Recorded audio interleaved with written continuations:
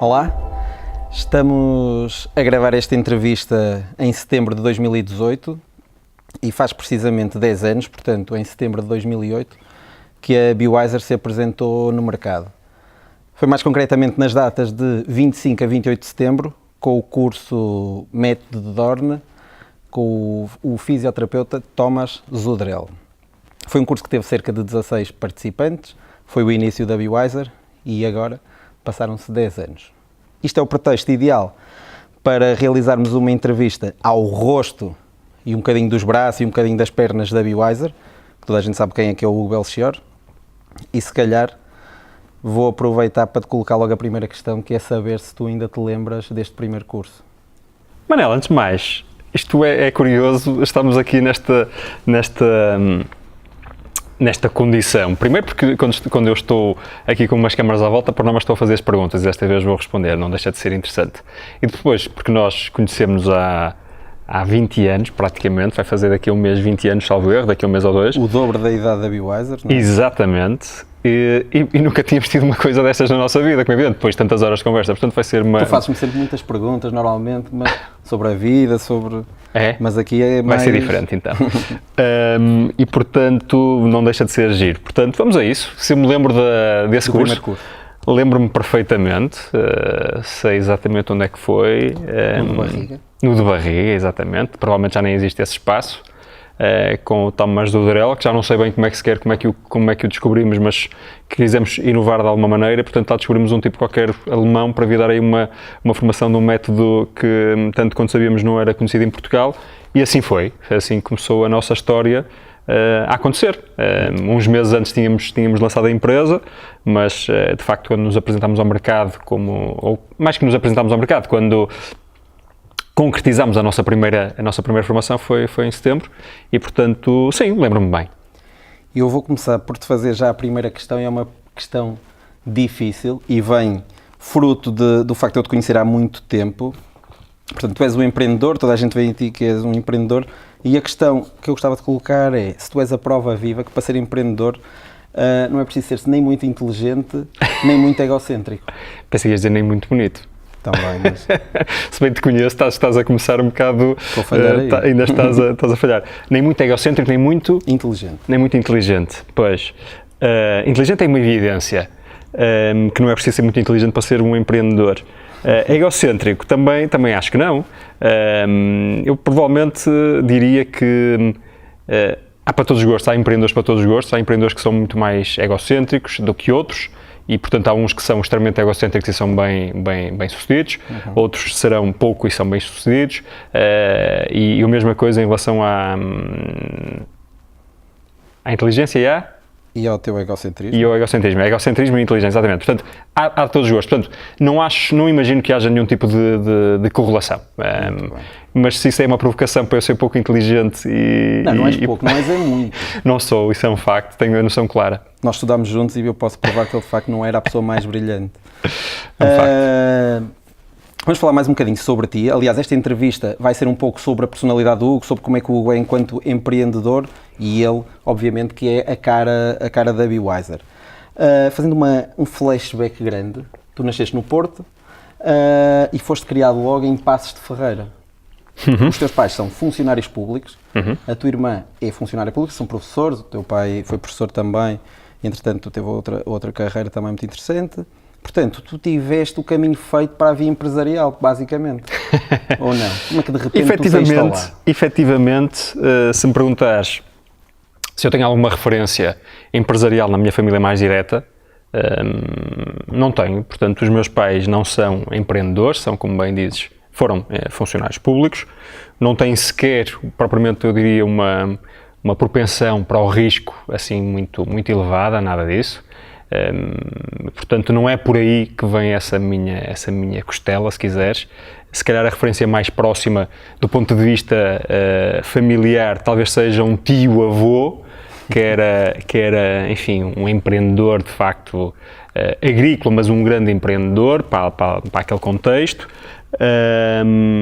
E, portanto, uma prima direita que é empresária também, mas mas que não teve provavelmente uma influência grande na minha vida nesse capítulo, e portanto, sim, não tenho essa referência, foi uma coisa que surgiu, mas não foi por contexto familiar, efetivamente.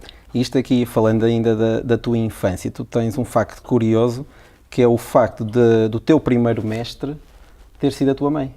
É verdade. A minha primeira professora foi a minha mãe. É um facto. Foi da primeira classe? Por circunstâncias familiares várias, veio comigo enfim, estamos a falar há 32 anos atrás, isto já parece uma coisa mesmo antiga, portanto há 32 anos atrás... E é, efetivamente, há 32 anos atrás a minha família foi viver para um sítio diferente de onde estávamos habituados a viver, e portanto a minha mãe era professora, naquele ano ia dar o primeiro ano, a primeira classe, e portanto por uma questão logística e sobretudo as coisas eram diferentes nessa altura. A minha irmã, que é um ano mais velha que eu, decidiu-se, ia ser aluna da minha mãe. E eu iria para um jardim infantil, ou lá como é que é. Mas terei argumentado de tal forma, na altura, que lá convenci a minha mãe, que provavelmente também queria ser convencida, que eu podia ser alguém que ia estar muito quieto e calado na escola, e portanto eu ia só estar ali E assim foi, e portanto eu fui mesmo para a escola. Com 5 anos? Com 5 anos, fui por favor ali. E pronto, foi a minha mãe foi a minha primeira professora, acabou por ser, porque eu acabei por fazer exatamente a primeira classe, exatamente como os outros miúdos, e no final daquele primeiro ano a minha mãe teve o discernimento de perceber, bom, este tipo aprendeu o mesmo que os outros, e portanto é uma estupidez estar aqui a mantê-lo mais um ano. Entretanto ia deixar de ser nossa professora, porque entretanto tínhamos voltado a mudar de sítio. E portanto terá pedido uma autorização qualquer, e eu andei condicionalmente durante os outros 3 anos, e no 4º ano, para transitar para o 5º ano, fui sujeito a uma avaliação especial, e lá acharam que eu tinha ali os competências mínimas, e lá me deixaram ir. Há um facto curioso também, que a tua mãe foi muito imparcial enquanto tua professora, porque do ponto de vista profissional foi a primeira pessoa a pôr-te fora de uma sala de aula, pelo que sei. É um facto. Foi a primeira e a última, diga-se passagem. Mas lembro-me perfeitamente dessa circunstância. Foi injusta? Não, foi justa. É muito simples, eu comecei à batatada com um rapaz que nunca mais vi, desde o final desse ano, o Vítor, e portanto, no meio da sala de aulas, envolvemos numa troca de uns mimos, e obviamente que a minha mãe teve que pôr alguém fora, teve que pôr ordem na sala, e mandou a mim, não mandou o outro miúdo, até porque, por isso é que eu acho justo, porque eu tinha prometido que eu ia para a escola, mas se me portasse bem. A minha mãe tinha posto as regras, eu falhei as regras e, portanto, fui expulso. E fez muito bem, então. Fez. Tu foste colega de turma da tua irmã durante os primeiros 4 anos. Não, durante os primeiros 12. Os primeiros 12 anos, portanto, até o 12º, exatamente. Quem é que era o melhor aluno? Eu diria que a coisa flutuou um pouco. Houve ali um ano ou outro em que eu fui melhor. Salvo erro, pai, no 8º ou 7º ou 8º ano, assim, no 8º ano, provavelmente. Não teve a ver com a média de educação física? Não era, apenas era ligeiramente melhor aluno, mas provavelmente até se calhar por isso. Estou agora a pensar, eu se calhar tive 5 a tudo e ela falhou para aí 1 ou coisa do género. Mas depois ela do 10º para a frente foi melhor que eu. E havia essa competição? Vocês tinham essa competição em casa? Acho que não. Não acontecia isso? Havia mais competição, mais competição não, era mais chamada a atenção porque a minha irmã estudava mais, era mais concentrada, e é claro, e eu era muito mais despassarado, menos focado. Sim, interessante. Mas não havia propriamente essa pressão, olha as notas daquele, olha as notas daquela, não tanto. Tu até ao 12º, durante esse teu percurso antes da universidade, tinhas já algum espírito empreendedor? Houve algum acontecimento, houve algum evento em que tu te envolveste, que tenhas percebido, isto até é engraçado, estar à frente disto? Eu lembro-me de ter falado contigo, já não lembro, com a tua irmã, que chegaste a organizar uma viagem de finalistas. Sim, se me perguntares, alguma vez vendi alguma coisa? Acho que não, se bem que tenho consciência, quando era teenager, tinha uma certa vontade de ter alguma atividade até remunerada e, portanto, tinha se calhar alguma veia aí a emergir. Lembro-me, por exemplo, uma coisa que vai chocar os amantes dos animais, nós tínhamos uns cães e que a certa altura a cadela teve uma ninhada de cães espetaculares e, portanto, eu pensei, bom, temos aqui tantos cães que eu vou fazer, eu vou vender os cães. E, portanto, ainda mandei bater às portas de umas lojas de animais e quase estava a fechar negócio, mas depois não tinham pedigree, eram serras da estrela, mas não tinham pedigree e, portanto, a coisa não se proporcionou. E, entretanto, o meu pai foi dando os cães e eu não tive ativo para vender, mas lembro-me de ter essa devia ter que pai, 14 anos ou coisa do género. Portanto, foi a coisa mais próxima, se calhar, que tive de fazer uma venda de forma mais concreta. Agora, de facto, isso deve ter sido no 12º ano, foi no 12º ano, tínhamos uma viagem de finalistas do 12º, fomos todos, organizamos uma viagem a Maiorca e então, desde o 10º ano, tivemos que começar a arranjar dinheiro para reduzir o dinheiro que ia ser necessário que cada pai desse na reta final e, portanto, eu estive largamente envolvido nisso, organizámos festas e andámos atrás de empresas para nos darem dinheiro e, portanto, foi... E no final pagaste o mesmo que os outros? Paguei o mesmo que os outros, angariei mais e paguei o mesmo que os outros, é o espírito solidário, acontece. Exatamente. Entretanto, foste evoluindo, chegaste à universidade e tu contas um facto curioso no livro que escreveste do fisioterapeuta empreendedor, que a certa altura, e na universidade isso é muito, muito comum, as pessoas faltarem de vez em quando às aulas, irem para as festas e não irem no dia seguinte às aulas, acho que é uma coisa muito, que acontece muito. Tu a certa altura fizeste contas à vida e tiveste a ver qual é a minha propina, quanto é que os meus pais estão a pagar para eu estar aqui a estudar, o número de horas que tinhas por mês e percebeste, cada hora que eu falto estou a deitar fora um X valor em euros e isso a certa altura fez com que mesmo que fosses a festas e tudo, tu não deixaste de divertir, de manhã cedo estavas sempre nas aulas, não foi? Verdade. Há um lado que eu acho que tem a sua piada dessa história e outro menos. Também sou crítico em relação a essa minha própria maneira de pensar. É um facto, eu lembro-me, já não sei porquê, aliás ia com o objetivo de, enfim, mas é curtir este primeiro ano, até porque não estava assim tão convencido com a fisioterapia, foi aquilo que eu queria, mas vamos ver. E portanto, mas é curtir. Mas o que é certo é que uma das primeiras semanas, já não sei porquê, dei comigo a fazer umas contas e a calcular o valor hora, o custo hora de cada aula, não era assim tão baixo, não era eu que eu estava a pagar e portanto achei que era uma afronta a quem estava a pagar, eu desperdiçar aqueles euros, faltando porque estava ou de ressaca ou com sono ou sem vontade. E portanto decidi não faltar. E, portanto, isto é um lado que admito que possa ser relativamente interessante, fiz umas contas, etc. Tive algum pudor em gastar um dinheiro ativos que não eram meus. O lado menos interessante é que não tinha claramente presente na minha cabeça o conceito de custo-oportunidade, porque mais valia deitar fora alguns euros do que, e portanto, e aproveitar para fazer algumas coisas que fossem mais interessantes do que estar ali em algumas aulas que não acrescentavam valor absolutamente nenhum. Portanto, tem um lado bom e um lado mau. E ainda durante o teu percurso académico, tu foste membro fundador, se bem me recordo, da Associação Nacional de Estudantes de Fisioterapia e mais tarde, não foste o primeiro presidente, mas terás sido também presidente da Associação Nacional... Não fui membro não fui membro da fundador, houve uma comissão fundadora ou uma coisa do género, que era da geração anterior à nossa, não é? Somos do mesmo ano. Portanto, houve um conjunto de pessoas, eu não estava nesse grupo, mas estive logo envolvido de alguma forma nisso. E no ano seguinte envolvi-me mais e passados uns anos sim, houve uma a segunda eleição, acabei por presidir à extinta, acho que já não existe, extinta Associação Nacional de Estudantes de Fisioterapia, verdade. Eu lembro perfeitamente, num dos encontros em que nós estivemos presentes, que não me lembro agora se foi na Foz do Arelho, no longínquo ano para aí de 2000, acho que foi o ano 2001 ou 2001, em que a sala estava completamente repleta e aí tinha que ir um representante da ANEF falar. Lembro perfeitamente que a sala estava completamente cheia e o representante da ANEF, eu olhei para aquela sala e pensei, quem é que vai falar aqui? Está cheio de gente. E tu, estoicamente ou corajosamente, preparaste um discurso e foste para lá falar. Portanto, desde cedo também que nunca tiveste muito medo isso foi então, acho que holofotes, ou foi no encontro? Não, foi, mas não foi no Foz do Arelho, se bem me recordo, esse foi 2001, foi aquele que nós tivemos envolvidos na organização, não é? Foi no ano seguinte, e aí eu fui lá porque estava na condição de presidente da Associação Nacional de Estudantes. E lembro-me, tive um discurso inaugural de alguma maneira assim.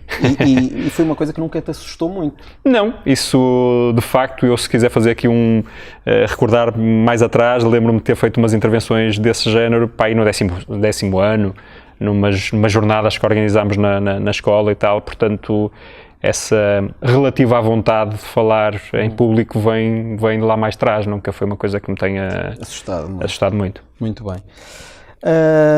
Depois, tu foste o melhor aluno do curso de Fisioterapia, recebeste até um prémio da escola.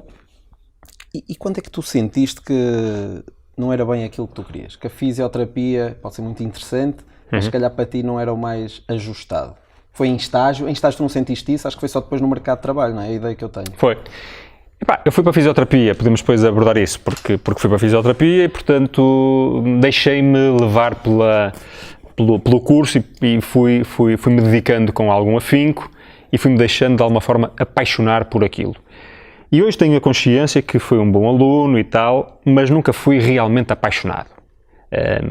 Era responsável, era dedicado e, portanto, conseguia cumprir e até ter uma performance acima da média, mas não era que aquilo me apaixonasse extraordinariamente, sobretudo a parte prática. Hoje tenho essa clarividência. Mas ia gostando do QAB. E, portanto, nomeadamente no estágio, fui fazendo esse percurso e iam sendo coisas novas, portanto, ia gostando, ia desfrutando daquela aprendizagem, de cada novo contacto. E fui para o mercado de trabalho muito novo, portanto, no final do terceiro ano comecei a trabalhar, tinha 20 anos, era realmente novo. E lembro-me... um salário? Eu tinha um salário decente, aliás, estamos em setembro, não é? Nesta altura, precisamente há 17 anos atrás, foi quando eu comecei a trabalhar. Primeiro fiz uma substituição durante 15 dias numa clínica de referência no Porto. Acabou a substituição, passado, como não estive para estar à espera, sei lá, um mês ou coisa que o valha, para arranjar um outro emprego no Porto. Entretanto, eu tinha conhecido uma série de pessoas por causa do trabalho da monografia que tinha andado a realizar em agosto, ou em julho e agosto, e portanto tinha contactado uma série de pessoas e to make a long story short, acabei por ir trabalhar para Felgueiras para começar logo a trabalhar. Queria começar a ganhar uns cobres e queria começar a trabalhar. E portanto não esperei e ia todos os dias de Leça do Bali, onde vivia, para Felgueiras. E o que é certo é que... Tinhas um carro, desculpa, tinha um carro que consumia exatamente, 40 litros o meu aos velho Renault 21 consumia uma coisa louca, portanto metade do salário ficava no carro, mas lá ia eu. E o que é certo é que tinha um salário bastante decente, sobretudo naqueles primeiros meses em que não descontas para a Segurança Social e ainda não estás no primeiro ano, não estás a pagar propriamente IRS, não vais ganhar o dinheiro suficiente, portanto todo o bruto era o líquido e eu senti-me relativamente rico aos 20 anos ali com um salário decente. Ainda chegaste a trazer também uma galinha. Ainda me deram isso é a moda antiga, ainda houve alguns pacientes que me presentearam com uma série de coisas, nomeadamente um galo vivo, portanto é uma longa história. Ok. E portanto isto para dizer o quê? Que houve uma série de coisas giras daquela primeira experiência de começar a trabalhar e gostei, só que de facto houve, depois daquele thrill inicial de toda a novidade de começar a trabalhar, e isso foi passado um mês. Eu lembro perfeitamente de estar um belo dia no final de uma longa jornada de trabalho e eu parar, estava numas catacumbas da clínica onde trabalhava e pensei, eu acho que não é isto que quero fazer o resto da minha vida. E tinha 20 anos, e eu pensei, acabei de fazer um curso, estou a fazer isto e pronto. Foi assim que foi o primeiro baque, depois não foi uma coisa imediata, fiz ali um processo durante algum tempo de reflexão, ainda demorou bastante tempo, ainda andei naquela vida mais para aí 2 anos, ou 2 anos ou 3, mas esse foi o ponto, o turning point. E de repente apareces tu a dizer-nos a nós, os teus amigos, que ias fazer um MBA em gestão.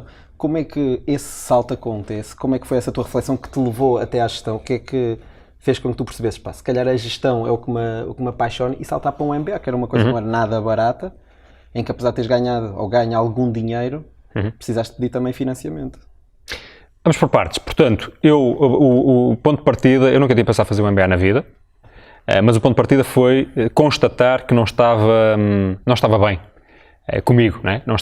Sentia que não queria fazer aquilo o resto da vida e, portanto, tinha a noção que se não quisesse puxar por mim, em princípio, se quisesse estar naquela clínica o resto dos meus dias, estaria, desde que a clínica não fosse à falência, de ter esta reflexão, eu podia arrastar-me por ali. E se naquele instante aquele dinheiro e tal até era suficientemente interessante, eu tinha a noção que passado algum tempo não ia, mas sobretudo o estímulo intelectual que eu sentia que não tinha ia ser penoso, ou não ia aguentar. E portanto eu tive que arranjar uma forma qualquer de começar a pensar o que é que ia fazer. Entretanto, mudei de emprego, até porque pelo meio começou o 4º ano, que era pós-laboral, trabalhava durante o dia, ao final do dia até às 11 da noite, salvo erro, estudava, e portanto mudei de emprego, fui para um sítio ainda pior, detestei, só um sítio na minha vida que eu detestei realmente trabalhar, foi esse segundo sítio, ou terceiro, e aí fiquei com cheguei à conclusão evidente que pelo menos aquele tipo de trabalho eu não queria seguir, portanto não tenho a certeza que fosse a fisioterapia, foi aquele tipo de fisioterapia com o qual contactei. Era aquela fisioterapia industrial. Exatamente, industrial, péssima, era um fraco ambiente de trabalho, e portanto não gostei, não me revi de todo. Entretanto tive a felicidade de mudar e fui para um sítio bem melhor, um gabinete já na altura do Jorge Ribas, e portanto foi completamente diferente, mas mesmo assim, e apesar de constantes upgrades até à minha condição profissional, etc., eu ia continuando a sentir que que aquele caminho não era o meu caminho. Portanto comecei a fazer uma reflexão e comecei a mergulhar interiormente e perceber porque é que eu não gostava daquilo e o que é que eu gostaria. E com essa reflexão eu fui chegando à conclusão que na verdade havia algo dentro de mim que já se manifestava se calhar quando eu estava a pensar em vender os cães e não é só vender os cães, é preciso recordar, é preciso dizer que eu lembro perfeitamente de ter, sei lá, 15, 16 anos e ter noites de insónias entusiasmado com ideias de negócio que depois não concretizava, mas eu lembro de ter a minha cabeça a fervilhar e tinha até um programa de computador onde eu apontava ideias de negócio e, portanto, pensava nas pessoas que ia convidar para trabalharem naquilo, uma coisa muito, muito sonhadora, mas enfim, se calhar era o embrião de alguma coisa. E portanto, fui-me lembrando disso. E fui-me lembrando de outra coisa. Fui-me lembrando que quando eu estava no 12º ano e não fazia puta ideia de que é que eu queria seguir, não tinha ideia nenhuma, lembro-me de a certa altura, já a meio do ano, tinha um vizinho que tinha uma clínica de fisioterapia, cujos pais eram sócios de uma clínica de fisioterapia, e eu, mas fisioterapia, isso... E ele tinha tido o sonho de ser fisioterapeuta, mas tinha entrado em engenharia, não tinha conseguido entrar em fisioterapia. E eu perguntei-lhe um dia qualquer, será que eu posso ir conhecer melhor o que é isso da fisioterapia na clínica onde os teus pais são sócios? E assim fui eu, no meio do 12º ano, e fui a uma clínica, fui muito bem recebido por um determinado fisioterapeuta, e estive lá uma tarde inteira com ele, a vê-lo trabalhar, era um tipo muito simpático, muito cordial, ensinou-me, era uma coisa bastante one-to-one, não totalmente, mas bastante one-to-one, pelo menos naquele dia, e eu pensei, ok, está decidido, acho que é suficientemente interessante, e foi assim. Mas lembro-me, e para contar aqui a história de como é que surgiu a história do MBA, eu lembro-me, ao mesmo tempo que tinha pensado, ok, vou tentar a fisioterapia, as perguntas que eu fazia a esse meu amigo eram sistematicamente sobre o negócio da fisioterapia. Portanto, eu perguntava, mas a clínica, sabes se isto é um bom negócio, se não é, pode ser interessante. E, portanto, eu lembro perfeitamente, coisa que já não me lembrava, ou que, entretanto, tinha ficado perdido na minha memória, lembro-me de ter pensado no processo de decisão do 12º ano, se eu não gostasse de ser fisioterapeuta, pelo menos vou ser empresário de fisioterapia. Mas se quiseres ir um bocado mais longe, portanto, só mais tarde é que tive esta clarividência toda, porque antes era demasiado novo e não tive esta capacidade de análise. Portanto, eu estava no tal, sei lá, aos 20 anos, 21, a fazer estas reflexões e consegui perceber ainda uma coisa mais atrás, que é, eu lembro de estar em dúvidas, no 9º ano, do 9º para o 10º ano, temos de tomar aquela decisão de que agrupamento escolher, e eu lembro que tinha a mania que era contestatário, e lembro de ter uma decisão muito clara para mim próprio, que era, eu vou escolher aquilo que eu achar que quero. Os meus pais não vão ter influência nenhuma. Achava eu. E, portanto, decidi, eu quero ir pelo 1. Mas quero ir pelo 1, na verdade, porque não me soube escutar de forma suficientemente clara. E porque, curiosamente, tive um processo de... Como é que chama aquela coisa dos psicólogos, da vocação, como é que é? Dos testes psicotécnicos. Pronto, não é bem isso, mas é vocação profissional, não é? Mas sim, com os testes lá pelo meio, e nunca tive a resposta final. Porventura a minha vida podia ter mudado, não faço a menor ideia, porque houve um erro daquela psicóloga, daquela equipa, e no dia em que nós chegamos para termos os resultados, ela não tinha aquilo preparado, pensava que ainda havia mais umas sessões. E, portanto, eu nunca soube qual seria o resultado. Geração que se perdeu, então. Porventura, eu vou acreditar que não, mas porventura podia ter tido algum insight diferente. E, portanto, isto para dizer o quê? Que eu acabei por ir para o agrupamento 1 e nunca mais pensei no assunto. Mas eu depois, mais tarde, cheguei à conclusão que eu, de facto, não gostava daquele agrupamento. Eu era um aluno bom, não era excelente, era um aluno bom, porque cumpria aquilo que tinha que fazer, mas não era apaixonado por aquilo. Eu detestava biologia. Detestava ciclo de vidas de plantas e coisa do género. Não gostava de química. E, portanto, o que é que eu estava a fazer naquele agrupamento, não é? O que eu curtia era chegar, quando me cruzava com os colegas do agrupamento 3, e de repente estávamos a falar um bocado sobre o PIB, e a perguntar-vos o que era o PIB, e o que era uma série de indicadores, e estávamos lá nós, às vezes, no balneário, enquanto uns saíam e outros estávamos a ter ali umas discussões, e eu nunca tive a clarividência para perceber que, se calhar, o que eu gostava, naquela altura, já era muito mais a gestão.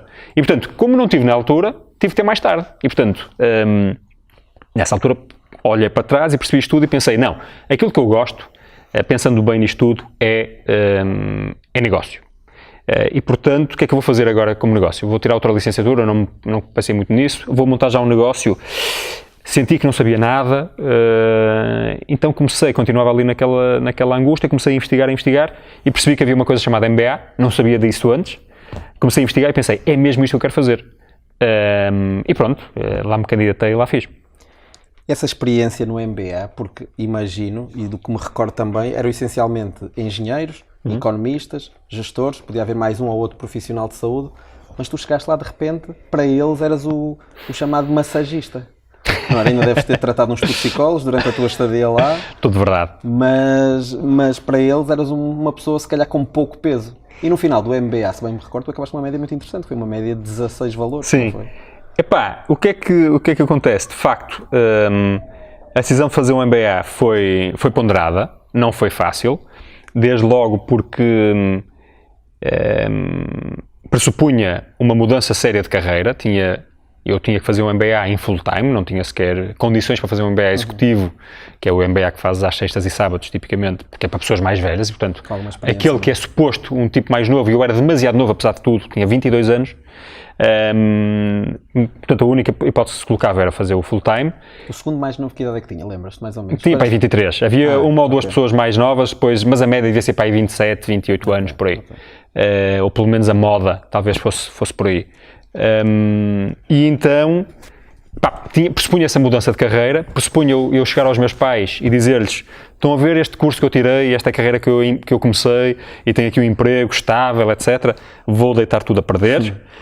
Portanto, a minha mãezinha, exatamente, a minha mãezinha não me percebeu muito bem aquilo que eu estava para ali a fazer. Se calhar não acreditou, numa primeira fase, pelo menos. Mas há uma coisa que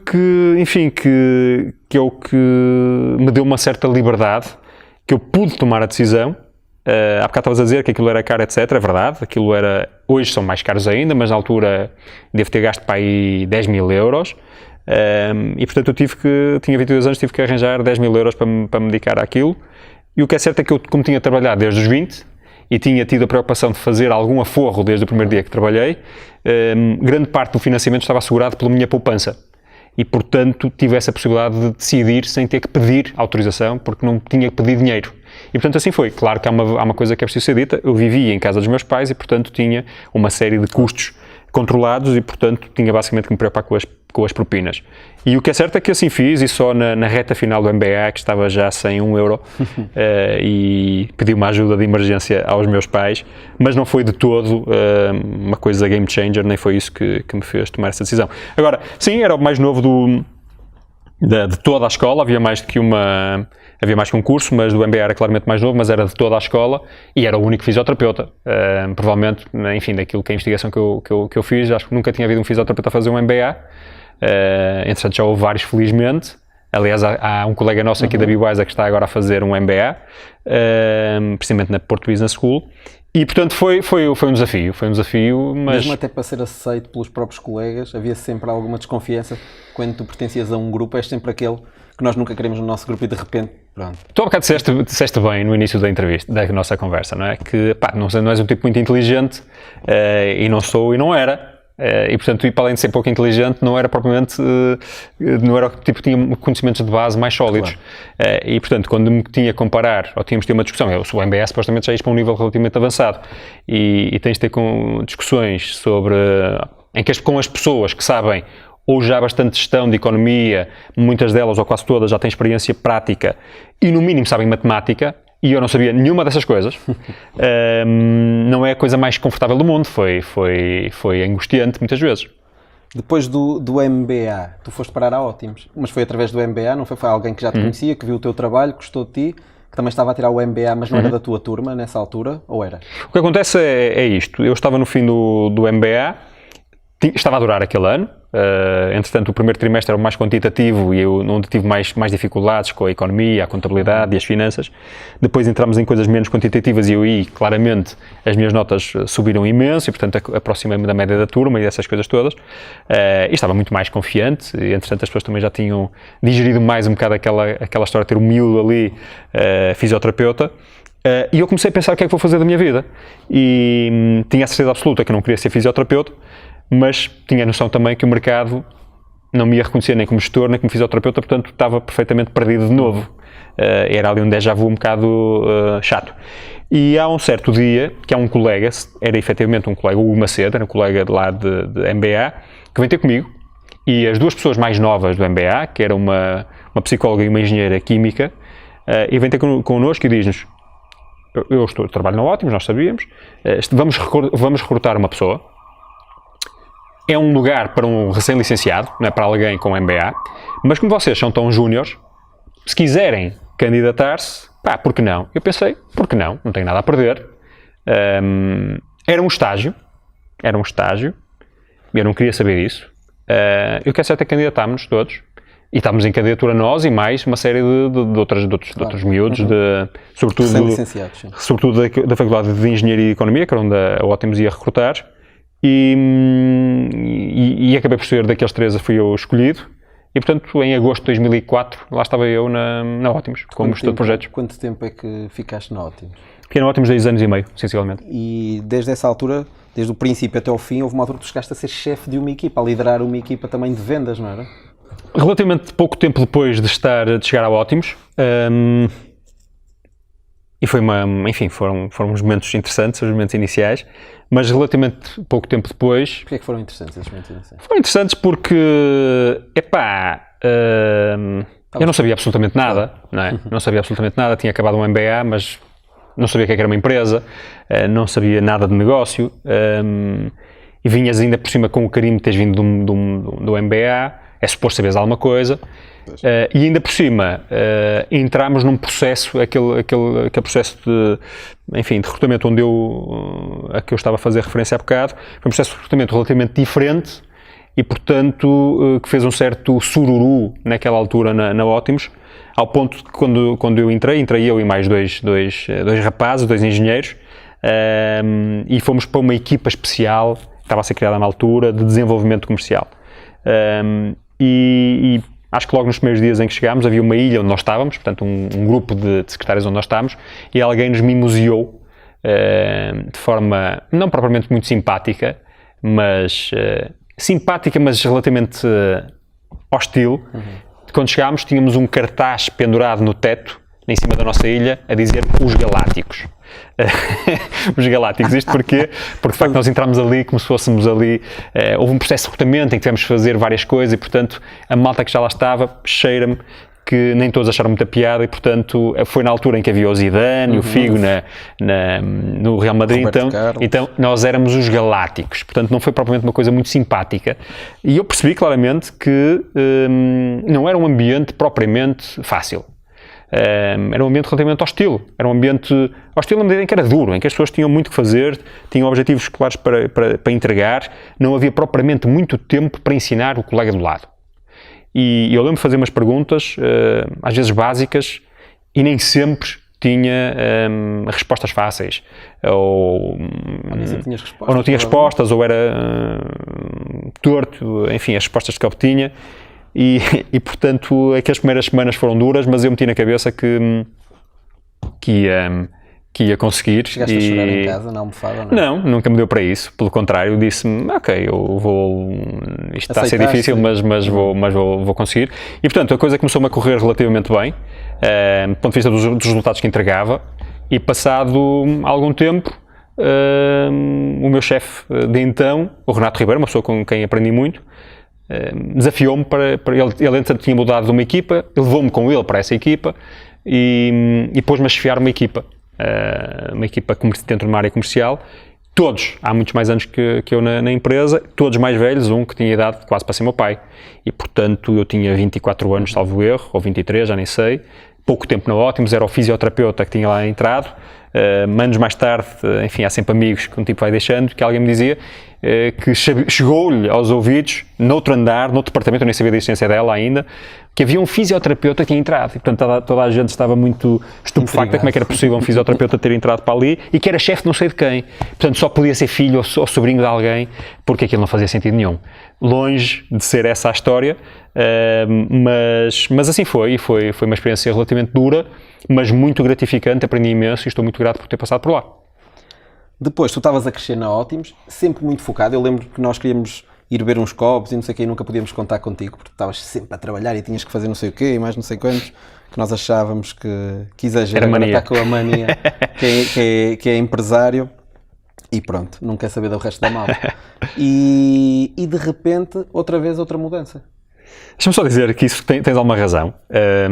Eu, de facto, desenvolvi, enfim, uma costela de workaholic total e absoluto. Portanto, eu naquela altura, provavelmente por insegurança e por incompetência, mais até que insegurança, como era incapaz de acrescentar muito valor pelo brilhantismo das minhas intervenções, tinha que compensar pela quantidade de trabalho, claramente. E, portanto, trabalhava mesmo muito.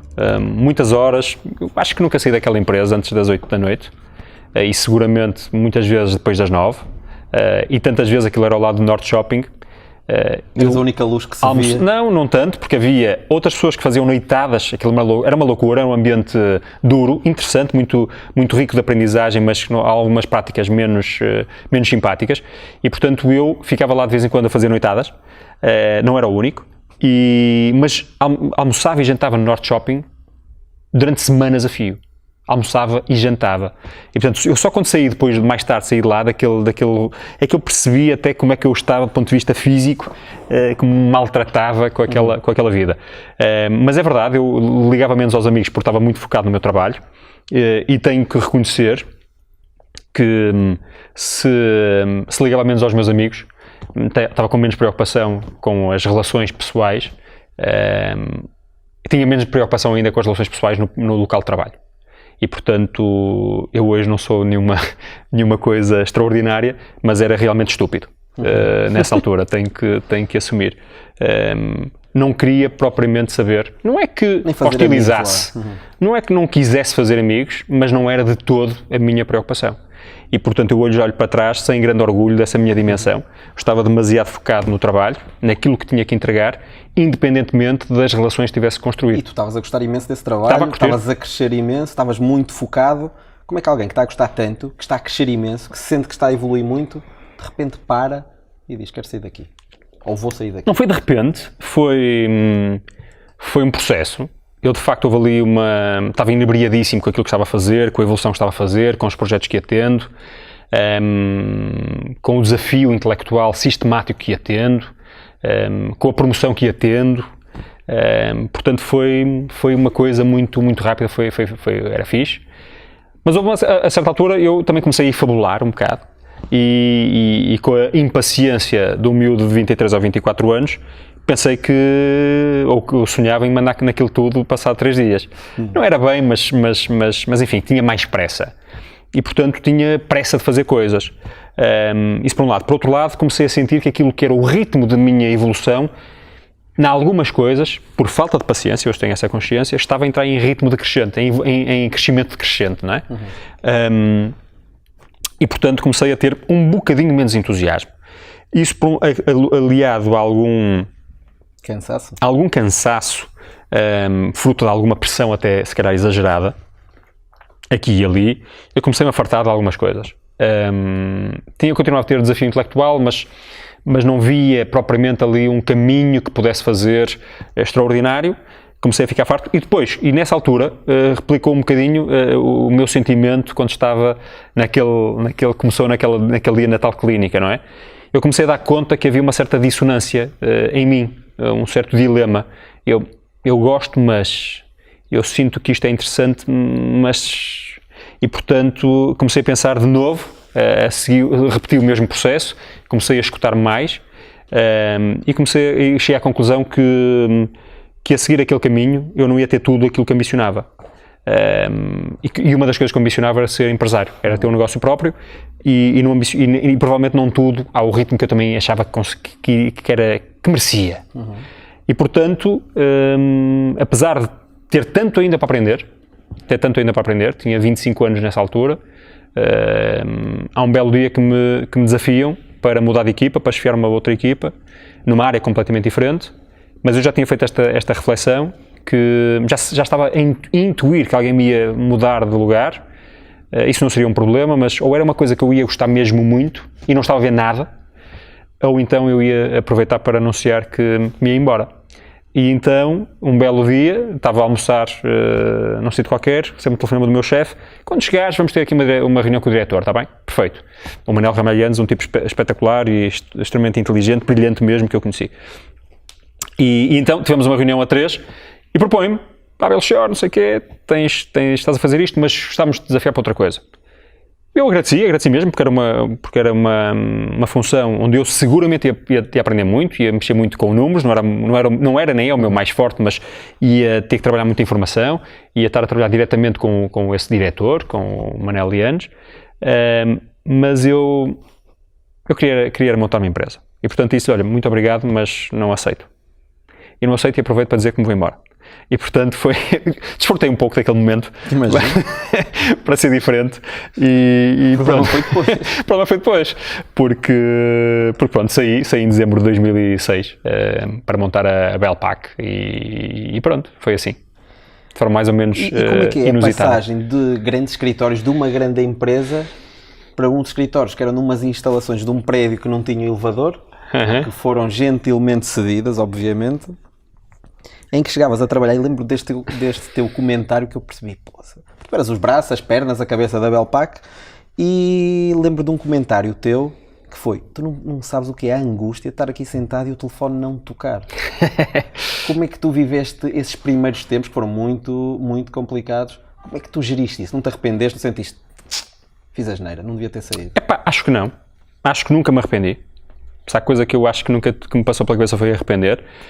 Que foi duro, foi. E não aconselho a ninguém. Ou seja, para as pessoas que nos estejam a ver ou a ouvir terem noção, nós somos sócios, não é? Somos sócios na BeWiser e fomos sócios desde o primeiro momento na Belpac.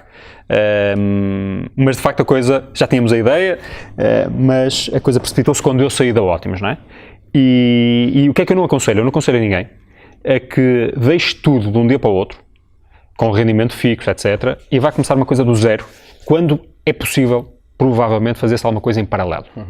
O que eu sugiro para reduzir um pouco o risco é as pessoas começarem a fazer alguma coisa em paralelo, começarem a perceber, a fazer alguns testes de mercado, perceberem se gostam, se não gostam, se de facto conseguem chegar ao mercado, se começam a ter um cliente, ganhar alguns euros, e quando a coisa começa a crescer, eventualmente então aí dar um passo e autonomizarem-se. Eu não fiz nada disso. Eu larguei tudo, de um dia para o outro, e passei do meu ordenado, que já não sei quanto é que não era assim tão mau, não era nada outro mundo, mas não era assim tão mau. Eu achava na altura que era muito mal pago, mas tinha telefone e andava de carro. E até voltar a ter aquele rendimento passaram muitos anos. E portanto, de um dia para o outro estava com rendimento zero, a gastar dinheiro e a tentar ser empresário. Porque as pessoas acham que a partir do momento que és empresário, já és um explorador e és rico. E era explorador de mim próprio. Exatamente. Explorador de mim, do meu tempo e do meu custo de oportunidade, que explorei de forma muito, até pouco racional.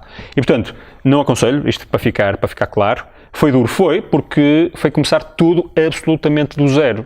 Sem um cliente, sem um produto desenhado, sem uma estratégia definida, zero.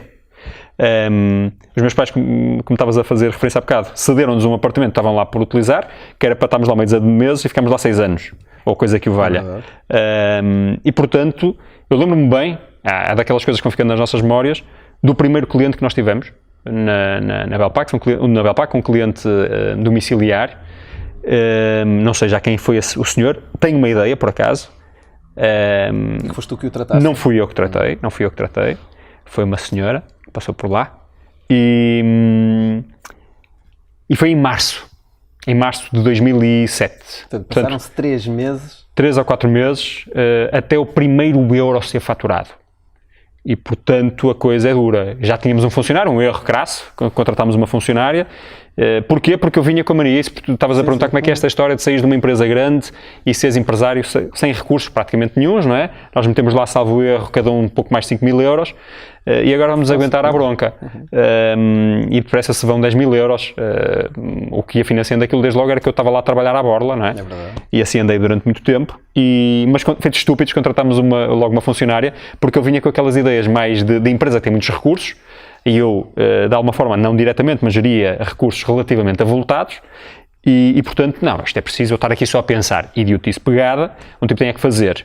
E, portanto, eu tive que aprender a duras penas que tinha que sair dessa lógica mais teórica e meter as mãozinhas na massa de forma mais ágil, mais concreta. Portanto, foi o lado negro de ter passado por uma empresa maior, com mais recursos e até também por um MBA, eu diria. Mas foi duro, mas foi gratificante, sobretudo quando a coisa começou a... Principalmente depois, não é? Principalmente depois é que é gratificante, porque o processo não é propriamente bom. E não é muito fácil. E acho que é uma lição para muita gente quando monta o seu negócio e que a certa altura acaba por desistir muito rapidamente. Sabes que eu acho que há uma coisa que as pessoas devem fazer, e se eu olho para trás, o conselho que eu daria, um dos conselhos que eu me daria a mim aos 25 anos, quando comecei a ser empresário, era defina um deadline. Defina objetivos e um deadline para os atingires. Se não os atingires, procura outra coisa. Acho que não faz sentido levares o teu esforço para além de um determinado ponto de razoabilidade. Claro. E eu acho que o levei, sinceramente. Acho que foi pouco razoável. E, portanto, estive em survival mode demasiados anos.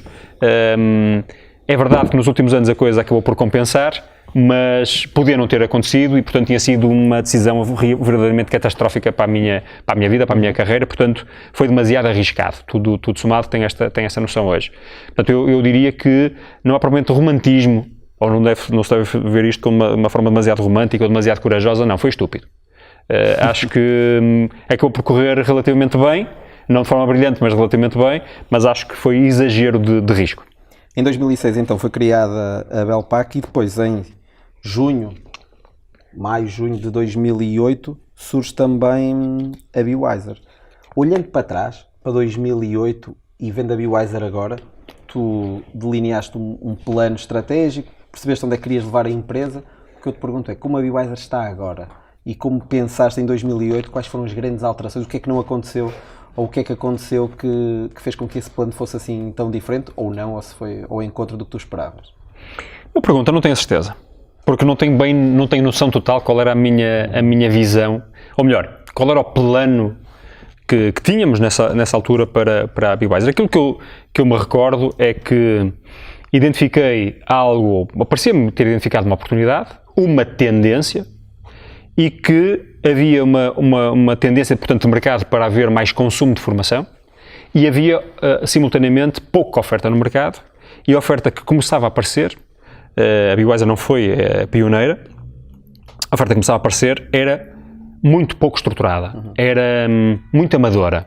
E, portanto, eu juntei aquela reflexão toda e pensei, bom, é provável que haja lugar a trazer alguma coisa que seja mais bem gerida e, portanto, que aproveite esta onda que começava ali a querer aparecer. E, portanto, o que é que no fundo, a visão, na altura, era ajudar as pessoas, como ainda é hoje, isso mantém-se, ajudar as pessoas a evoluir nas suas carreiras e, enquanto empresa, aproveitar essa capacidade de aproveitar, de ajudar as pessoas e teres um negócio rentável em cima disso. Portanto, nesse sentido, a Bewiser está a cumprir aquilo que foi a visão dessa altura, continua a cumprir a sua missão. Se operacionalmente, ou se aquilo que é a dimensão, etc., não sei dizer. Acho que estamos a fazer aquilo que nos propusemos fazer, em termos de missão, tudo o resto é uma coisa demasiado anárquica para ser, efetivamente, para ser projetada. Eu acho que uma coisa que tu nunca tiveste medo foi de meter as mãos na massa.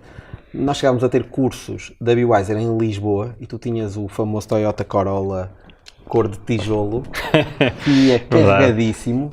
Parecia aqueles carros dos romenos quando chegam a outro país, carregadíssimo de material para o curso. Tinhas que chegar lá à noite, montavas a sala, ias jantar, no dia seguinte davas início ao curso, tinhas que arrumar o material ou preparar a sala, depois jantavas com o formador, no final do dia tinhas que arrumar o material todo, meter outra vez no carro e voltar. Isso não pensaste, isto não vai ser empresário, afinal, pá, isto, o que é isto? Epá, isso é puramente verdade. Falta dizer, para juntar aí a essa descrição, que isto não era uma coisa de vez em quando, era todos os fins de semana. Portanto, era de segunda a segunda, ininterruptamente, mês a fio, durante alguns anos. E, portanto, não foi propriamente a coisa mais fácil do mundo, devo reconhecer, saiu muito do corpinho. E, portanto, isto é importante que as pessoas que nos possam estar a ouvir percebam o seguinte, nem sempre, há certamente que eu consiga fazer, eu nunca tive, lá está, voltamos ao mesmo, a inteligência e a capacidade de o fazer de outra maneira, sem ser com força bruta de trabalho. E, portanto, esta ilusão que às vezes há, e agora está muito na moda, na altura não estava na moda ser empresário, muito menos ser empreendedor. É um termo relativamente, só agora há uns anos é que é sexy. Na altura havia uma entidade ou outra que falava disso, nomeadamente a ANJ, e não era uma coisa propriamente muito respeitada ou muito querida. E, portanto, mas isto para dizer o quê? Que desengane-se quem achar que esta história de ser empreendedor é só romantismo, é só coisa chique e gira e pitches para a frente e não sei o que para trás e coisas glamourosas. Não. Isso de vez em quando há um momento desses, o resto, que é assim que se constroem as empresas, pelo menos eu nunca consegui fazer de outra maneira, insisto que há certamente quem o consiga, não sei, é no dia a dia a fazer as coisas que ninguém quer fazer. E, portanto, se é uma coisa que eu acho que ajudou a Budweiser a ir sobrevivendo, foi o facto de haver alguém que esteve disposto precisamente a fazer isso. Porque fazer isso uma vez ou outra, há sempre quem se aguente e ganha uns cobres e acumula ali ok, isto até não é mau. Fazer 3 fins de semana seguidos e não vais sair com os amigos porque não tens hipótese, e no quarto também não, e quinto também não, e 10º também não, e queres descansar e não vais, e vais de férias, se calhar não vais porque também não tens dinheiro, e aquelas coisas todas, portanto isto não tem de romantismo absolutamente nenhum. E, portanto, como é que eu conseguia fazer isso? Era a tua pergunta, não é?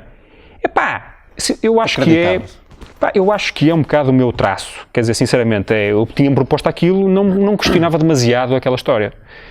Era para fazer. Eu lembro-me que quando o Jorge Mendes recebeu o prémio de super agente, ou de melhor agente de futebol do mundo, a história dele apareceu aí nos vários jornais e uma das coisas que ele fazia, eu lembro que tu comentaste isso comigo, era precisamente, eu acho que ele fazia festas em discotecas, ou organizava qualquer coisa, e ele passava muito do seu tempo, à noite, a colar cartazes, desde Barcelos até Ponte Lima. Acho que era o Jorge Mendes, essa história do Oliveira, do Joaquim Oliveira. Joaquim Oliveira, tens razão, do Oliveira de Esportes, exato, é verdade. Tinha que andar a colar cartazes, não é? Exatamente, andava a colar cartazes. É verdade, lembro dessa história. Dos eventos que ele organizava. Eu tive que colar muitos cartazes, ainda tenho colado de vez em quando alguns cartazes, menos, é evidente hoje, mas, portanto, onde é que vinha essa vontade, essa energia, essa motivação? Tinha-me proposto fazer aquilo, portanto era para fazer, e depois de uma coisa muito, muito simples, não havia alternativa, portanto, quer dizer, delega com que dinheiro? Até podia pagar alguma coisa, mas o pouco dinheiro que tinha, se fosse logo legal e pagar, então não tinha dinheiro para outra coisa a seguir. Portanto, o mesmo erro que na Bel exatamente, não havia essa hipótese. Claro. Mais, eu queria conhecer o negócio, eu queria conhecer as pessoas e, portanto, queria perceber como é que aquilo funcionava e não havia alternativa. Portanto, não me restava alternativa, senão pegar no carro, ir, voltar e fazer essas coisas todas. Tu consegues definir, porque estamos a falar dos 10 anos da Budweiser, alguns momentos que foram importantes para o seu desenvolvimento? Esta pergunta é um bocadinho ingrata. Não tem que ser 2 ou 3, nem 5, pode ser 1, pode ser 2, em que tenha havido alguns saltos mais exponenciais que permitiram o desenvolvimento também da empresa. Consegues identificar aí algumas alturas interessantes? Alturas de saltos, momentos em que me recordo, ou razões que estiveram na base desses saltos? Sim, as razões que estiveram na base desses saltos e que levaram depois a esse salto. Pronto. A Budweiser teve, enquanto empresa, vamos lá ver, as empresas jogam um jogo da rentabilidade, das vendas, da margem, essas coisas todas. E, portanto, cingindo-me a esse aspecto, há aqui um ano, que é um ano, nós nascemos em 2008, não é? Demorou uns anos até termos um crescimento avultado. Portanto, Foi em 2013, de 2002, durante 2013 foi um ano verdadeiramente louco, e nós triplicámos de dimensão durante o ano. Ultrapassamos na altura os 700 mil euros de vendas, para hoje seria pouco, mas para a altura era de facto, foi uma coisa extraordinária. Foi um ano extraordinário, extremamente rentável, e em que nós, tudo que fazíamos, quase tudo era bem feito. E, portanto, foi uma série de coisas que se conjugaram para que aquilo fosse possível, e, portanto, foi um ano extraordinário. Portanto, 2013. E depois, já não sei, talvez não sei se foi logo no ano seguinte, ultrapassamos a barreira de 1 milhão de euros, e depois, mais recentemente, ultrapassamos a barreira de 1,5 milhão e não voltamos a ir abaixo disso. Portanto, isso é a nossa dimensão enquanto empresa, não é? Se é mais importante do 1 milhão para 1,5 milhão, ou dos 700 para 1 milhão, ou dos 40 mil para os 80 do primeiro para o segundo ano, ou dos 100, ou dos 100 para os 200, já não sei bem. Isto é de facto um processo, não há... há momentos que contarão mais do que outros, mas não te sei dizer. Sei que há, provavelmente, se calhar é isso que estás a perguntar, algumas decisões, umas mais ou menos pensadas, mas coisas que aconteceram, que se calhar tiveram um efeito desproporcionado para os nossos resultados. Eu consigo identificar 2 ou 3. Eu creio que foi justamente em 2013, salvo erro, não sei se a tua memória te dirá outra coisa, que nós viemos para as instalações onde estamos a gravar. Não, viemos para cima. Viemos aqui para o andar de cima, estamos agora em 2 andares, onde estamos hoje na BioWizer, e portanto passámos de um sítio que era um escritório onde não podíamos ter formação, onde já estavam as pessoas muito em cima umas das outras, demos um salto que foi um salto relativamente arriscado, porque a renda não tínhamos renda, e na altura passámos a pagar uma renda relativamente alta, e portanto foi um risco, mas foi um risco relativamente calculado apesar de tudo, mas que correu muito bem, porque isso trouxe-nos uma possibilidade de crescer, de fazermos muito mais formações aqui, de fazermos eventos gratuitos, etc., com outros custos logísticos, e também temos a necessidade de explorar as instalações, e portanto foi uma decisão relevantíssima. Eu acho que uma outra decisão relevante teve que ver com a entrada do nosso terceiro sócio, somos eu, tu e o Vidrago. Portanto, nós somos os fundadores, a certa altura, enfim, para quem não saiba, convidámos outra pessoa para se juntar a nós, e portanto foi alguém que trazia e traz algo que nem eu nem tu tínhamos, que é uma perspectiva muito mais organizada, muito mais orientada por números, que é um tipo inteligente, é um economista, portanto, assim é inteligente, e portanto ajudou-nos a transformar aquela energia, a canalizar a energia para uma coisa muito mais estruturada. E portanto passámos a ser mais profissionais, tínhamos aqui uma atitude profissional e fazíamos muita coisa de forma profissional, eu diria, desde o dia 1, mas enquanto gestão mais profissional, claramente a entrada do Vidrago foi fundamental. Portanto, isso uma segunda decisão, eu diria. Portanto, decisões é isto. Se calhar para aqui completar uma trilogia de eventos, não tanto uma decisão, mas um acontecimento que eu acho que marca uma nova fase aqui na oferta formativa da BioWizer, que foi, já não sei bem quando é que terá sido isto, já não sei se foi 2013 também, já não faço ideia, confesso, tinha que ir estudar um bocado isso, mas que foi o facto, e não foi muito desfasado um do outro, se a memória não me atraiçoa, que foi, temos o primeiro instrutor oficial português da Kinesio Taping Association, que era um curso que estava na altura muito na moda, curso de Kinesio Taping. Nós já o tínhamos através de formadores espanhóis, através do distribuidor espanhol, sendo que a empresa-mãe é uma empresa norte-americana. Isso foi uma decisão estratégica tua, até foste tu que solicitaste na altura à Kinesio, porque percebeste que este negócio tinha muito mais potencial para nós se houvesse um formador... Isso para mim ficou claro muito cedo, que isto de andar a trazer formadores espanhóis por um conjunto de razões não era negócio, e que não havia nenhuma razão para nós estarmos... aqui excelentes para... Isso, aliás, desde o dia 1, eu não percebia como é que este modelo de negócio de formação, ainda hoje assenta, a maior parte dos nossos concorrentes, o que fazem basicamente é descobrir alguém que já tem um produto formativo criado lá fora, trá-lo, e portanto é uma coisa muito fácil de fazer, põe uma margem em cima dos custos e está a andar. Eu, desde o primeiro dia 1, recordas-te dessas nossas conversas, seguramente, tinha a ambição de criar conhecimento que viesse com base em conhecimento português, em formadores portugueses. Não achava, nada contra o conhecimento estrangeiro, pelo contrário, mas por que não apostar também em conhecimento português, não é? E dar oportunidade às pessoas, até por uma questão de congruência. Se nós dizíamos que estávamos aqui no negócio de ajudar as pessoas a evoluir, e depois nós não dávamos esse próprio exemplo, e portanto, com dificuldade, com muita insistência, lá conseguimos, depois de umas reuniões em Madrid e de muitos Skypes e para a frente e para trás, conseguimos convencer os japoneses /americanos a apostarem, a autorizarem a Bewiser a propor alguém, e nós desafiámos o Sérgio Frade, e o Sérgio Frade foi aceito, foi um processo duro, difícil, o seu currículo teve a ser analisado, por aí fora, etc, essas coisas todas, e foi para um curso com mais 6 ou 7 pessoas, ou 7 ou 8, em Düsseldorf, para fazer um curso de instrutores oficiais, e portanto era o único português, e a partir daí veio o Sérgio, e foi eu acho que esse momento, de alguma forma, que demonstrou alguma respeitabilidade em alguns contextos internacionais da Bewiser, ou daquilo que a Bewiser prometia ser. Foi uma fase muito interessante, e que teve o tal paralelo com algo tão mais interessante, que foi a Francisca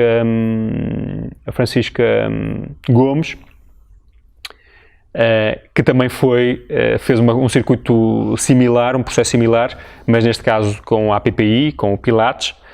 Mandámos-la para Londres para fazer a formação, e portanto depois ela, desde essa altura, a nossa primeira instrutora. Já são 4 instrutores oficiais da APPI em Portugal, e isso, por uma questão de custos, de facilidade, de poder sobre o produto, etc., fez disparar completamente desde logo esses 2 produtos, e isso aumentou imenso as nossas vendas e a nossa projeção por aí fora. Isso tem vantagens para nós enquanto custo, porque temos menos custos, mas também tem para o cliente, porque o preço final acaba por ser também claro, conseguimos baixar os preços,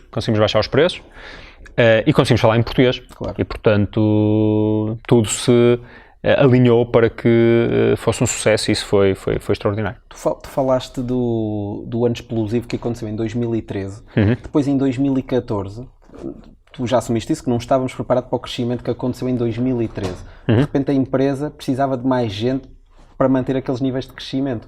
2014 foi um ano um pouco mais angustiante, porque a certa altura, apesar de termos muita procura, não tínhamos forma de dar resposta a isso. Como é que tu acabaste por gerir isso e sentir de facto na pele aquilo de que às vezes a fartura mata mais que a fome, não é? Isso é pura verdade. 2013 foi um ano fantástico, mas foi um ano completamente no limite, tudo preso por arames. Eu costumo recordar aqui às pessoas mais novas algo que é muito paradigmático. Isto pode parecer estúpido, mas é pura verdade. Nós tínhamos um computador antigo, o primeiro computador que comprámos para a Bewiser.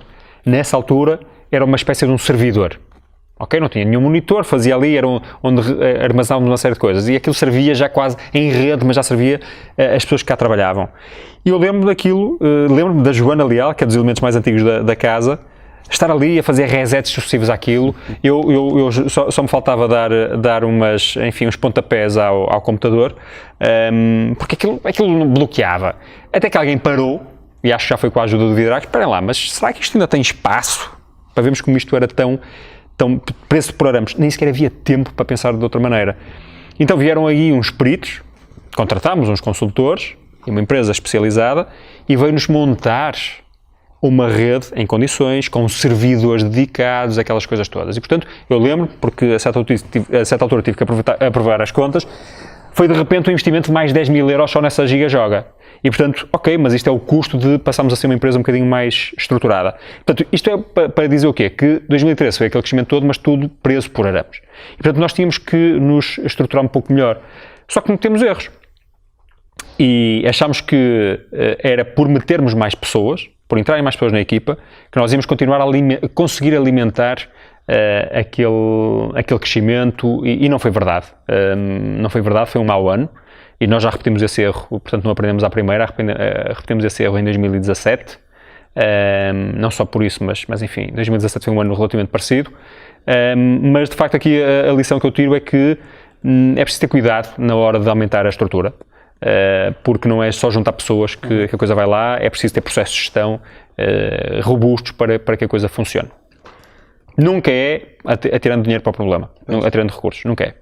Tu na Bewiser lidas sempre com muita gente. Tens os sócios, tens os colaboradores, tens os formadores, tens os clientes, ou seja, tens que gerir ali muitos egos e o teu próprio ego também. Como é que tu mantens algum equilíbrio ou alguma harmonia nessas relações? Porque tu estás diferente do que quando foi o início da BeWiser também na própria gestão destas pessoas. Que estratégias é que tu tens? Pensas antecipadamente como é que vai ser aquela reunião e antecipas os problemas? Ou usas só o teu charme e... Ou a falta dele? Ou a falta dele. Vamos lá ver. É evidente que quando tens uma posição de destaque numa qualquer organização, tens que lidar com muita gente, não é? Sejam funcionários, seja stakeholders de forma geral. E cada uma desse grupo de interlocutores tem os seus desafios próprios. E dentro de cada grupo de interlocutores, cada pessoa tem o seu desafio próprio. E é mais fácil lidar com a pessoa A do que a pessoa B, pela tua característica pessoal ou o que seja. O que é certo é que tens que conseguir fazer tudo avançar, apesar das dificuldades que possas ter. E, portanto, é daquelas coisas, tens que fazer porque tens que fazer. Se eu estou mais competente a fazer algumas coisas, admito que sim. Eu ando aqui nesta vida para evoluir e procuro evoluir e aprender e fazer as coisas, enfim, com mais conhecimento e competência. Mas tu antecipas sempre essas reuniões que vais ter, antecipas o que é que aquele formador, por exemplo, ou aquele cliente, ou aquele colaborador me vai dizer, quais são as expectativas dele e como é que eu posso corresponder às expectativas? Se for uma reunião programada, planeio sempre. Se for uma interação planeada, planeio sempre. Penso qual é o objetivo que eu tenho para aquele momento, escrevo, é sempre assim que eu preparo uma reunião, começo por... E não vês só o teu lado, que é muito importante. Ponho sempre quais são os objetivos. Os meus objetivos, é evidente, objetivos para a casa, mas sempre que o meu objetivo pode ser criar algo relevante para alguém, claro. Ok? Ou pode ser garantir que aquela pessoa se sente suficientemente acarinhada, pode ser o seu objetivo, não é? Mas, portanto, procuro listar os objetivos, procuro listar os objetivos enquadrando-nos naquilo que é o que mais importa aqui para a nossa casa, não é? E, portanto, a partir desse momento, penso nisso, penso quais são as coisas em que eu quero abordar e depois procuro focar-me no objetivo e ajustando naturalmente àquilo que é o ego da pessoa ou a nossa situação, enfim, de maior ou menor proximidade, se temos alguma coisa mais difícil para resolver ou mais tranquila. Umas vezes corre bem, outras vezes corre mal. Tu, a certa altura, e não sei se foi porque leste aquele livro que estava aí na moda, que era o Dar e Receber, criaste um projeto que ainda existe e que se chama Fisioterapeuta Empreendedor e que essencialmente quiseste mostrar às pessoas que existem profissionais muito competentes, que fazem trabalho muito engraçado e que as pessoas se podem inspirar também para desenvolverem os seus próprios trabalhos. O objetivo deste projeto passa muito por isto, não é? Ensinar as pessoas, mostrar-lhes como é que se pode fazer, que existem histórias parecidas. Foi essa a gênese não é exatamente essa. A gênese é um bocado mais simples. Como por nome são as coisas. A coisa é tão simples quanto esta.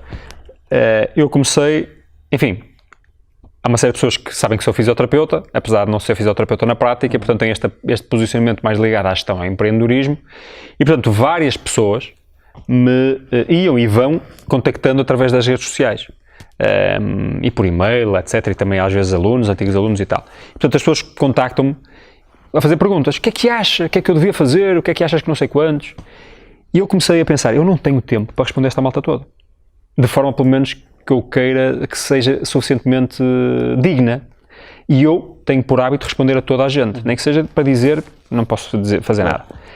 E então comecei a pensar, eu vou ter que arranjar aqui uma forma mais eficiente de responder a estas pessoas.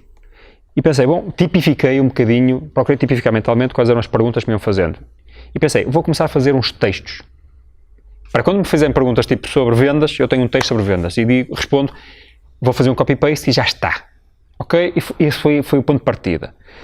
A certa altura, quando comecei a rabiscar isto, pensei, deixa-me fazer aqui umas perguntas mais... Utilizei o meu Facebook, fiz um Google Form qualquer, e fiz um questionário rápido. Malta, gostava de saber. Eu, para meu espanto, com um post para aí 200 pessoas ou 200 e tal responderam. Ok, portanto eu fiquei ali com uma noção de quais eram as principais angústias dos fisioterapeutas na altura de pensar em negócio, de gerir negócio. E eu pensei, bom, então agora vou escrever os tais textos com base nesta amostra. E comecei a escrever uma coisa ou outra, depois comecei a colar uns e outros, depois pensei, bom, por que não colo tudo isto e faço aqui um pequeno guia, um pequeno livro? E já que agora foi isso que fiz, e já que agora está assim, Porquê é que não convido aí ou desafio aqui um designer em condições para fazer, já que isto está feito ficar bonito? E foi assim.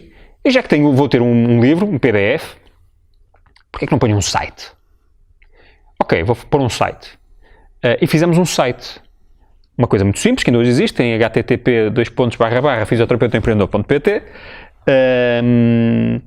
E pronto, montámos uma coisa muito simples. As pessoas têm acesso ao e-book de forma gratuita. Depois, já agora, aproveitámos e imprimimos alguns. E o que é que acontece? Não podia falhar, num livro em que eu, no fundo, queria refletir sobre o empreendedorismo para fisioterapeutas, não podia falhar algum testemunho sobre fisioterapeutas.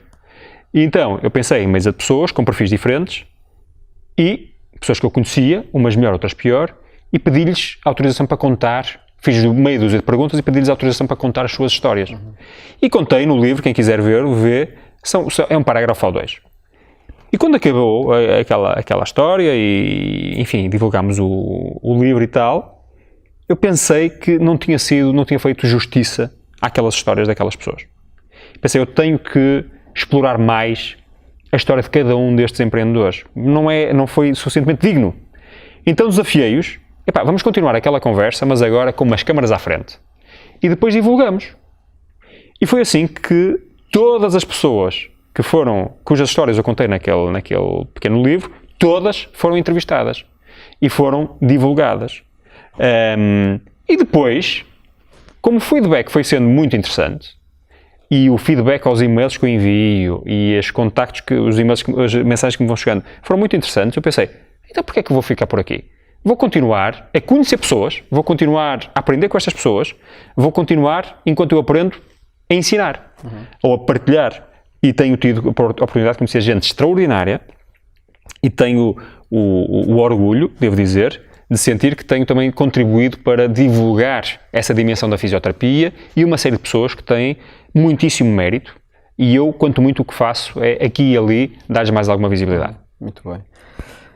Depois da Biwiser, e falando aqui um bocadinho do teu percurso, também houve uma empresa que tu criaste, que foi a Cinemis, que não durou muito tempo. Durou de tempo a mais. As lições que tiraste tempo a mais.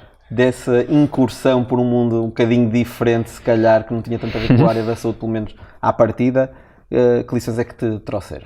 A Cinemis foi uma empresa, foi uma bonita ideia, foi uma ideia bonita com outros empreendedores, nomeadamente contigo, mas a grande cabeça daquilo era o Luís Ramalho, também um fisioterapeuta, o criador da Fisiozone, mas engenheiro, entretanto, fisioterapeuta, estava a fazer Computer Science na Escócia, e com uma história pessoal muito curiosa. Nós começámos a trocar também, um empreendedor, e portanto começámos a conversar sem nos conhecermos ao vivo e ficámos com a vontade de ter uma empresa em conjunto. Foi tão simples quanto isto.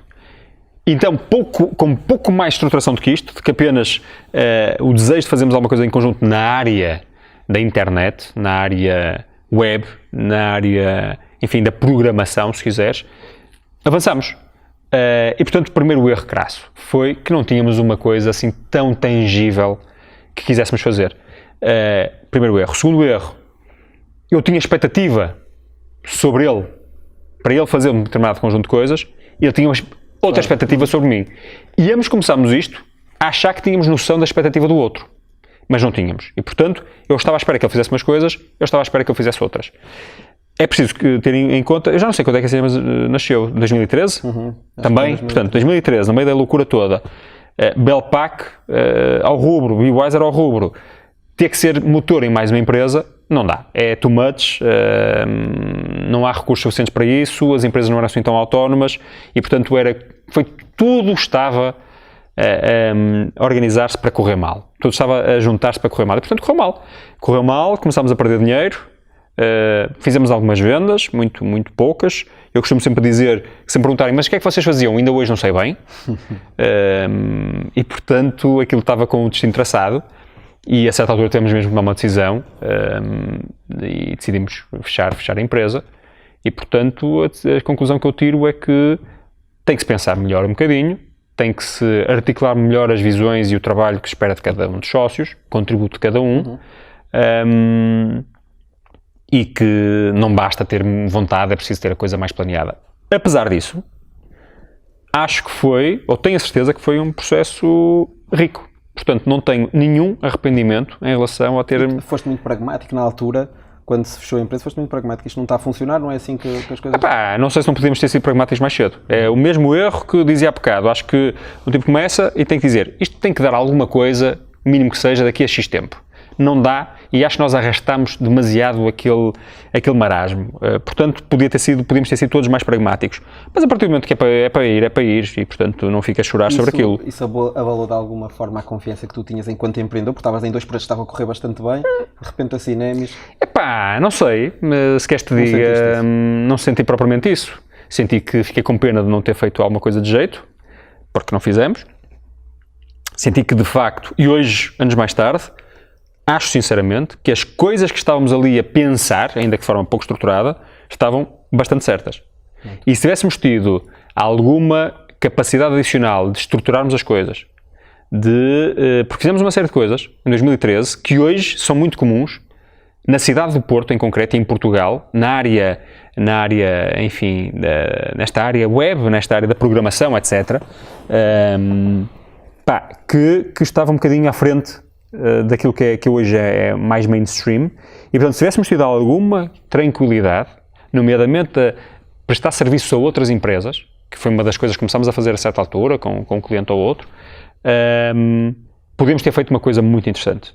Mas não tivemos também essa clarividência para definir claramente um rumo, e portanto íamos um bocadinho sobre os acontecimentos, e portanto tenho alguma pena de não termos tido essa capacidade. Mas ao mesmo tempo aprendi com esse processo, portanto fiquei abalado, fiquei com a certeza que não consegui ter a genialidade nenhuma para fazer aquilo, portanto se calhar isso abalou-me de alguma maneira, mas não, fiquei com algum realismo, mas sem perder propriamente até demasiada confiança. Se calhar quando aquilo fechou, porque podia estar mais focado depois. Sim, isso a certa altura mais vale fechar os assuntos.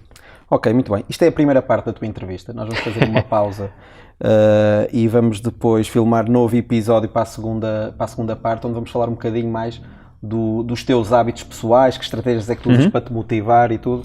E, portanto, não perca, entretanto, o segundo episódio com o Hugo, porque o Big Boss da Bewiser merece 2 episódios e ele tem tanto para dizer que um episódio ficaria muito, muito longo só para ouvirmos as suas histórias. Portanto, é a tua maneira de dizer, não sejas demasiado chato, estás a falar demais. Ok, percebo. Depois já vão desligar. É bem visto. Até já.